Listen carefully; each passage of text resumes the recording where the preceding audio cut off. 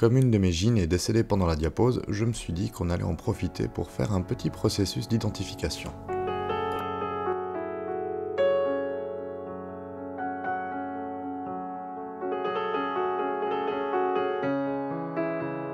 Pour ça, je vous propose d'utiliser un site que j'imagine assez connu, clé.fourmi.free.fr.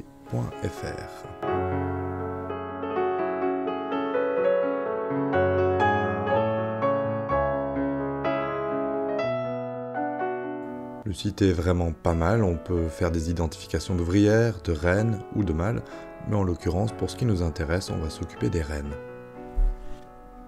En premier lieu, on va s'intéresser au pétiole. Vous savez, cette petite partie entre le gastre et le thorax. Est-ce qu'il est en deux parties ou est-ce qu'il est en une seule partie? On va aller regarder ça. Bon, ici, ça semble assez clair. Le pétiole est en une seule partie. On le voit vraiment bien ici. Donc on va passer à la prochaine étape.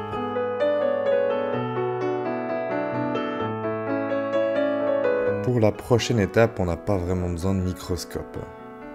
La taille va permettre de différencier ça assez facilement vu que la gine que j'ai fait à peu près 13-15 mm. Par contre, c'est ici que ça devient intéressant. Est-ce qu'on a un pétiole haut ou au contraire une écaille basse? Vous vous souvenez peut-être de l'image, mais dans le doute, je vous la remets, c'est assez visible.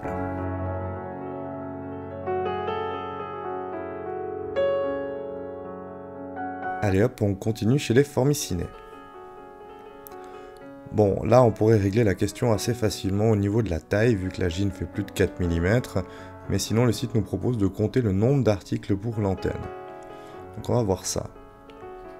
Et pour compter le nombre d'articles, on va prendre le scap et ensuite tout le funicule.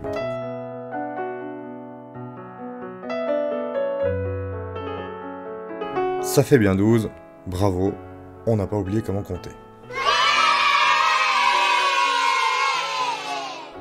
Et pour le plaisir, on va s'autoriser du coup un petit zoom sur ces articles.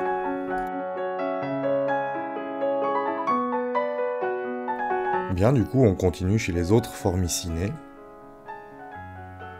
Et prochaine étape, on va regarder la distance entre les antennes et le clipéus.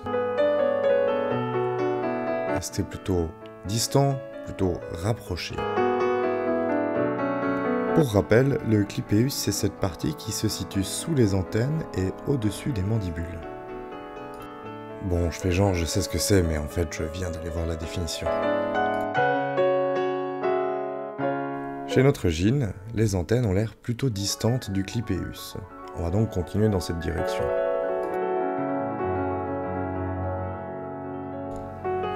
Maintenant, on va s'intéresser à la tête. Bon, là, j'ai pas d'image extraordinaire pour montrer ça, mais de nouveau, je pense que c'est assez clair.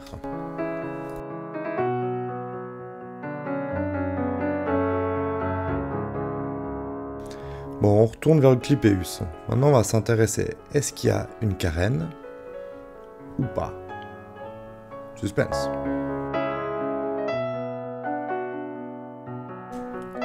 Bon, pas de carène. On a déjà pas mal restreint, il nous reste plus que des camponotus, et maintenant il va falloir un peu spécifier laquelle.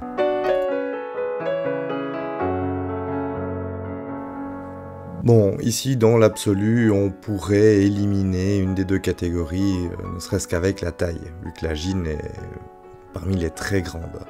Mais on va quand même s'intéresser au clipéus de nouveau pour voir s'il y a une échancrure ou pas.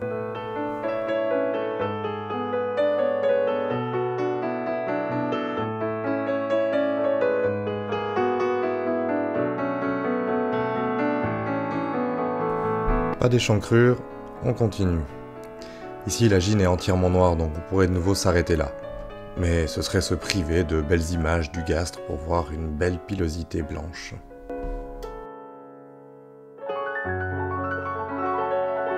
On voit aussi bien cette espèce de couleur orangée qu'il y a entre chaque tergite du gastre.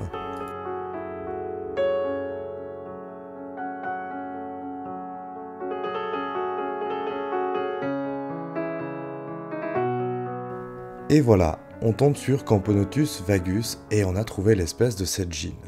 Bon, sur ce, je vous laisse avec quelques gros plans de cette pauvre âme perdue.